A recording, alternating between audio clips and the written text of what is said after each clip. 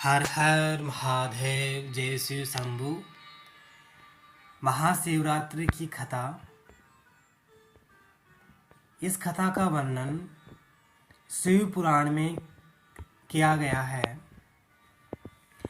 इस कथा के अनुसार पुरातन काल में एक शिकारी था जिसका नाम चित्रभानु था। यह शिकारी एक साहूकार का कर्जदार था।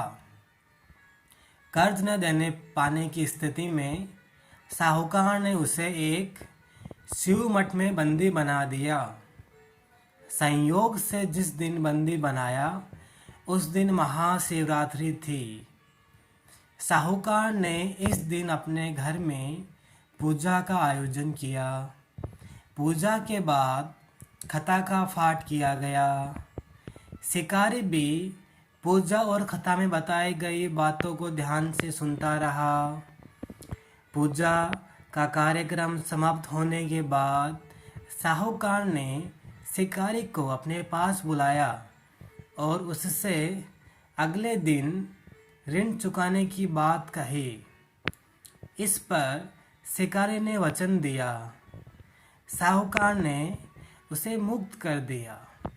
शिकारी जंगल में शिकार के लिए आ गया। शिकार की खोज में उसे रात हो गई। जंगल में ही उसने रात बिताई। शिकारी एक तालाब के किनारे एक बेल के पेड़ पर चढ़कर रात बिताने लगा। संयोग से वह पेड़ बेलपत्र का था और बेलपत्र के पेड़ के नीचे एक शिवलिंग था जो बेलपत्रों से ढक चुका था।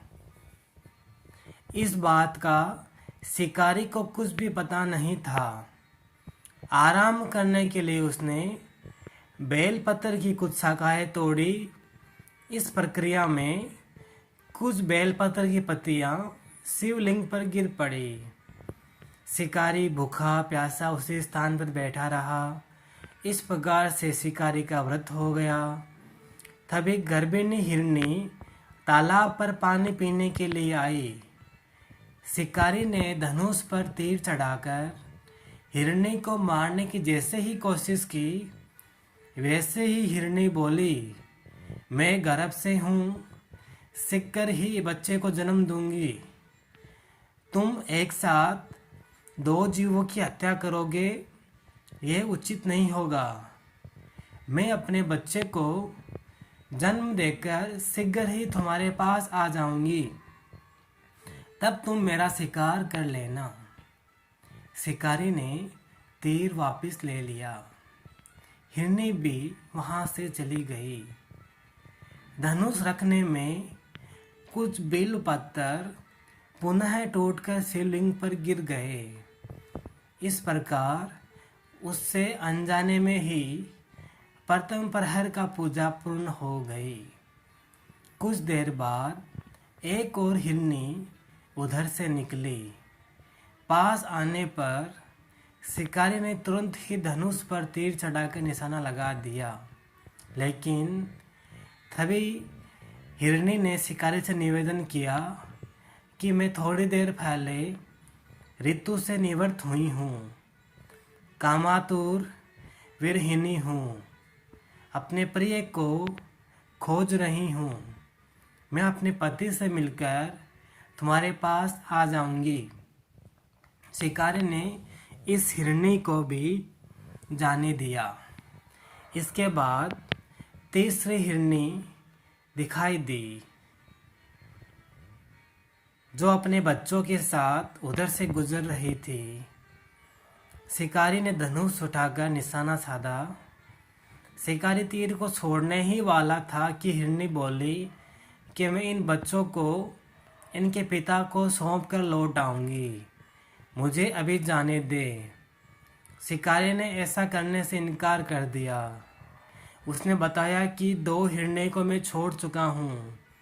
हिरनी ने कहा कि शिकारी मेरा विश्वास करो, मैं वापस आने का वचन देती हूँ। शिकारी को हिरनी पर दया आ गई और उसे भी जाने दिया।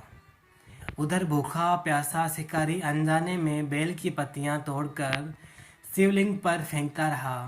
सुबह की पहली किरण निकली तो उसे एक मृग दिखाई दिया। शिकारी ने खुश होकर अपना तीर धनुष पर चढ़ा लिया। तभी मृग ने दुखी होकर शिकारी से कहा, यदि तुमने मुझसे पूर्व आने वाले 3 हिरणियों और बच्चों को मार डाला है तो मुझे भी मार दो। देर न करो, क्योंकि मैं यह दुख सहन नहीं कर सकता हूँ। मैं उन हिरणियों का पति हूँ। यदि तुमने उन्हें जीवन दान दिया है तो मुझे भी छोड़ दो। मैं अपने परिवार से मिलकर वापस आ जाऊंगा। शिकारी ने उसे भी जाने दिया। सूर्य पूरी तरह से निकल आया था और सुबह हो चुकी थी। शिकारी से अनजाने में ही व्रत, रात्रि जागरण, सभी प्रहर की पूजा और शिवलिंग पर बेल पत्थर चढ़ने की प्रक्रिया पूरी हो चुकी थी। भगवान शिव की कृपा से उसे इसका फल तुरंत प्राप्त हुआ। शिकारी का मन निर्मल हो गया। कुछ देर बाद ही शिकारी के सामने संपूर्ण मृग परिवार मौजूद था ताकि शिकारी उनका शिकार कर सके। लेकिन शिकारी ने ऐसा नहीं किया और सभी को जाने दिया। महाशिवरात्रि के दिन शिकारी द्वारा पूजन की विधि पूर्ण करने के कारण उसे मोक्ष प्राप्त हुआ। शिकारी की मृत्यु होने पर यमदूत उसे लेने आए तो शिवगणों ने उन्हें वापस भेज दिया। शिवगण शिकारी को लेकर शिवलोक आ गए। भगवान शिव की कृपा से ही अपने इस जन्म में राजा चित्रभानु स्वयं के पिछले जन्म को याद रख पाए और महाशिवरात्रि के महत्व को जानकर उसका अगले जन्म में पालन कर पाए।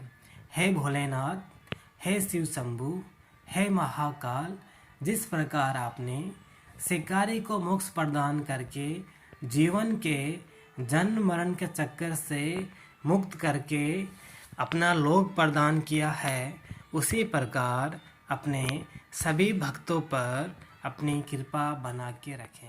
हर हर महादेव।